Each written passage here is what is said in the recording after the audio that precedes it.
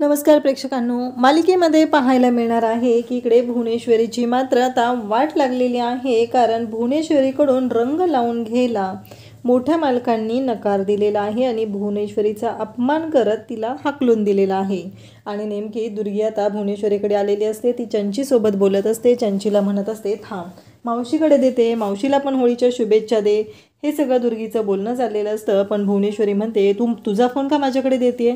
तेव्हा दुर्गीच्या लक्षात येतं की नाही, कारण इकडे भुवनेश्वरीचा जो मूड आहे तो डाऊन झालेला आहे आणि काहीही झालं तरीही आत्ता भुवनेश्वरी भयानक चिडलेली आहे, त्यामुळं आपण तिला काही बोललं नाही पाहिजे। मग ती चंचीला म्हणते की थांब जरा, ताईचा मूड काय ठीक नाही आहे, मी तुला नंतर फोन करते। आणि मग ती विचारू लागते, अगं ताई काय झालं आहे नक्की, या सणाच्या दिवशी तू काय एवढी टेन्शनमध्ये आहे? तेव्हा इकडे भुवनेश्वरी शांतच असते। त्यावेळेस भुवनेश्वरीला दुर्गी म्हणू लागते, तू पण रंग चांगलाच घेऊन आलीस की? तेव्हा इकडे भुवनेश्वरी म्हणते, म्हणजे? तेव्हा ती म्हणत असते, नाही रंग खेळून आलीस ना, खेळलीस ना तू पण? तेव्हा मात्र इकडे दुर्गीला भुवनेश्वरी म्हणत असते, म्हणजे तुला काय म्हणायचं आहे, रंग खेळायला का मी काय लहान आहोत का? तेव्हा दुर्गी म्हणत असते की अगं तसं नाही गं, मला काय म्हणायचं आहे माहिती आहे का, तू रंग खेळायला तर गेलीच होतीस ना, म्हणून आपलं बोलले। असं दुर्गीचं बोलणं चाललेलं असतं आणि दुर्गीचं म्हणणं असतं की काही झालं तरीही ताई तू मात्र खुशच आहेस, त्यामुळं काही प्रॉब्लेमच नाही। इकडे आता अक्षरा आणि अधिपती दोघंही बोलत असतात आणि त्यांचं असं चाललेलं असतं की आत्ता हे जे काही आहेत ते आपण एन्जॉय करूया, आत्ताच्या गोष्टी आपण बघूया, बाकीच्या गोष्टींचं काय करायचं आहे ते नंतर ठरवता येईल, असं अक्षराचं चाललेलं असतं। आणि अक्षरा म्हणत असते की अधिपती किती दिवसानंतर दिसलात तुम्ही? तेव्हा अधिपती म्हणत असतो, तुम्ही तरी कुठे होतात? म्हणजे तुम्हाला तरी कुठे वाटत होतं की आमच्यासोबत वेळ घालवला पाहिजे? तुम्हीही नव्हतातच ना आमच्यासोबत, असं तो बोलत असतो। आणि तेव्हा मात्र इकडे अक्षरा म्हणत असते, काय हे? आणि मग अक्षरा अधिपतीला म्हणत असते की मी खूप वेळा तुमच्याशी बोलण्याचा, तुम्हाला भेटण्याचा, संपर्क करण्याचा प्रयत्न केला, पण आपली भेटच नाही होऊ शकली, हे तिचं बोलणं चाललेलं असतं। तेव्हा अधिपती म्हणतो की बरं जाऊ द्या, आता भेटलोय ना। तेव्हा अधिपतीला अक्षरा म्हणत असते, पण तुम्ही रंग खेळात का? तेव्हा अधिपती म्हणतो की नाही, हे काय आत्ता तुमच्यासमोरच रंग खेळत आहे, असं बोलणं सुरू झालेलं आहे। आणि दोघांनाही खूप छान वाटत आहे, फायनली काहीतरी आनंदाचं घडत असतं। तेवढ्यातच दुर्गी म्हणत असते की ताई काय झालं, तू मोठ्या मालकांकडे गेली होतीस का? म्हणजे मोठ्या मालकांकडे गेल्यामुळं तुझा मूड खराब झाला आहे, असं काय झालेलं आहे का? हे सगळं बोलणं चाललेलं असतं। आणि तेव्हा मात्र इकडे भुवनेश्वरीला ती म्हणत असते की तुला कसं कळलं? तेव्हा भुवनेश्वरीचं म्हणणं असतं की मला नाही कळणार तर कोणाला कळणार ना?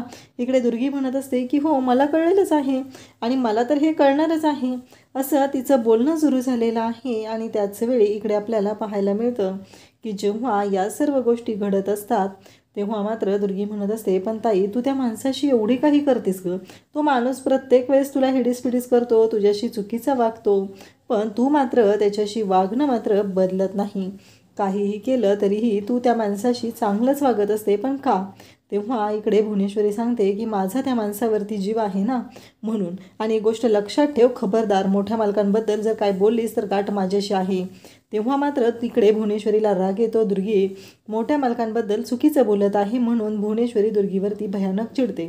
ती म्हणू लागते की काहीही झालं तरीही मोठ्या मालकांबद्दल काहीही बोललेलं मी सहन करणार नाही, कारण मोठ्या मालकांबद्दल प्रत्येकाच्या मनात आदरच असला पाहिजे, हे तिचं बोलणं असतं।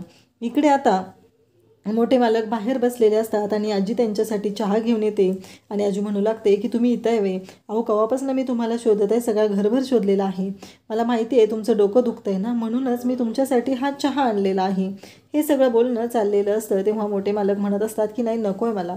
आजी सांगत असतात की अहो काळजी करू नका, चांगला आलं टाकून चहा आणलाय, नका टेन्शन घेऊ तुम्ही, होईल सगळं व्यवस्थित। तेव्हा मोठे मालक म्हणत असतात की जोपर्यंत तुमची मुलगी या घरात आहे ना तोपर्यंत मला काही सुख लागणार नाही, माझ्या आयुष्यात असेच प्रॉब्लेम घडतच राहणार आहेत, हे मोठ्या मालकांचं बोलणं असतं। तेव्हा आजी म्हणत असते, अहो असं काय म्हणताय? तेव्हा मोठे मालक मात्र म्हणत असतात की तुमच्या मुलीमुळंच एवढं सगळं घडत आहे। इकडे अक्षरा आणि अधिपती बोलत असतात। अक्षरा म्हणत असते, त्या दिवशी पण फॅक्टरीत मला तुमच्याशी बोलायचं होतं म्हणूनच मी आली होती, पण आपलं काही बोलणं होऊ शकलेलं नाही। अधिपती म्हणत असतो, म्हणजे तुम्हाला काय म्हणायचं आहे, नक्की कशामुळे आपलं बोलणं होऊ शकलेलं नाही, असं अधिपतीचं चाललेलं असतं। तेव्हा भुवनेश्वरी इकडे अक्षरा म्हणत असते की मला तुमच्याशी बोलायचं होतं, पण ते जाऊ द्या, आत्ता मला तुमच्याशी खूप महत्त्वाचं बोलायचं आहे आणि आता मला ते बोललंच पाहिजे। अधिपती पण म्हणत असतो, तेव्हा अक्षरा म्हणत असते, पण आत्ता कसं चालू आहे तुमचं, आहे ना व्यवस्थित? तेव्हा अधिपती म्हणत असतो, काय असणार आहे तुमच्याशिवाय आयुष्य, म्हणजे रंग असायला पाहिजेत माणसांच्या आयुष्यात, रंगीबेरंगी माणसांचं आयुष्य असलं पाहिजे, कारण आत्ता जे आयुष्य आपण जगतोय ते काही योग्य नाही, असं अधिपतीचं म्हणणं असतं.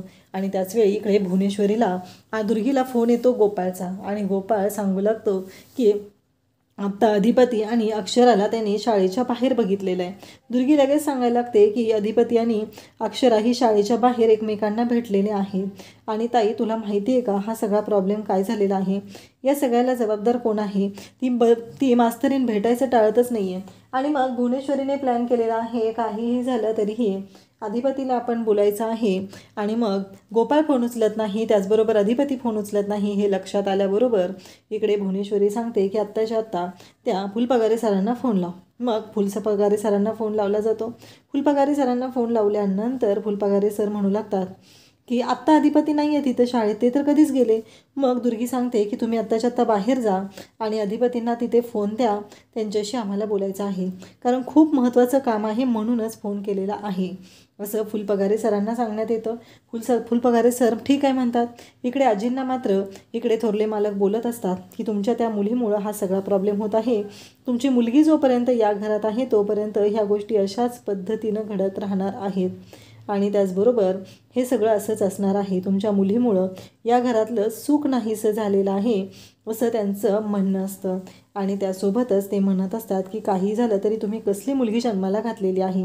इकडे आजी म्हणत असतात की तुम्हाला एकच आहे, जर अधिपतींचा संसार वाचवायचा असेल तर तुम्हाला भुवीचा बायको म्हणून स्वीकार केला पाहिजे. तुमचा संसार सुरू झाला तर अधिपतीचा संसार सुरू होणार आहे. इकडे अक्षराची आई बाहेर वाट बघत बसलेली असते. तेव्हा अक्षराचे बाबा तिथे येतात आणि म्हणू लागतात की काय झालं. तेव्हा विद्या म्हणू लागते की अहो, अक्षर अजून आलेली नाही आहे, ती निघाली आहे शाळेतून मगाशीच, परंतु ती आलेली नाही म्हणून तिची काळजी वाटत आहे, बाकी काही नाही आहे, असं आई सांगत असते. तेव्हा अधिपतीला अक्षरा म्हणत असते की मला खूप महत्त्वाचं बोलायचं आहे आणि अगदी खूप महत्त्वाचं आहे, विचारही करू नका तुम्ही, मला फक्त बोलायचं आहे, असं ती सांगत असते. आणि तेव्हा मात्र इकडे अक्षराला अधिपती म्हणत असतो, पण मलाही तुमच्याशी बोलायचं आहे. आणि तेवढ्यातच तिथं फुलपगारे सर येतात आणि आजही त्यांच्या दोघांचं बोलणं हे अर्धवट राहिलेलं असतं, कारण घरून फोन आलेला असतो, भुवनेश्वरीने सांगितलेलं असतं. त्या पद्धतीने दुर्गी बोलत असते. दुर्गी सांगत असते की ताईची तब्येत खूप बिघडलेली आहे, ताई चक्कर येऊन पडलेली आहे, डॉक्टरांनाही बोलवलेलं आहे, कदाचित मला हार्ट अटॅक वाटत आहे. म्हणजे भुवनेश्वरीने हे नाटक केलेलं आहे अधिपतीची, आणि अक्षरा यांचं बोलणं झालं नाही पाहिजे यासाठी हा सगळा तिचा प्लॅन असतो. आणि त्याच्यामध्ये अलगदचा अधिपती अडकत चाललेला असतो. काहीही झालं तरीही अधिपती मात्र इकडे म्हणत असतो की अचानक काय झालेलं आहे आईसाहेबांना, त्याला काळजी वाटायला लागलेली असते म्हणून तो बोलत असतो. इकडे अक्षरा म्हणत असते की काय झालं आहे नक्की, म्हणजे मी येऊ का? तेव्हा मात्र इकडे अधिपतीला लगेचच ती सांगू लागते इकडे दुर्गी की तिला घेऊन येऊ नको, जर मास्तरीनबाईंना इथं आणलं अधिपतीराव तर इथे खूप मोठा प्रॉब्लेम होईल, तुम्ही तिला आणू नका, असं स्पष्टपणे सांगितलेलं असतं. आता अधिपती हा घरी जातो. भुवनेश्वरी त्याला विचारते की तुम्ही मास्तरीनबाईंना भेटला होता का? अधिपती शांतच राहतो. पण अधिपतीने तिथून जाताना मात्र इकडे अक्षराला सांगितलेलं असतं की मी पुन्हा तुम्हाला भेटेल. आणि त्याचबरोबर इकडे आपल्याला पाहायला मिळतं की अधिपती आणि अक्षरा बोललेले असतात, त्यामुळे अक्षरालाही धीर आलेला असतो.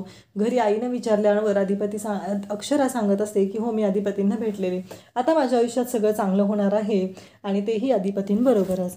अशाच अपडेटसाठी चॅनलला सबस्क्राईब करा. थँक्यू.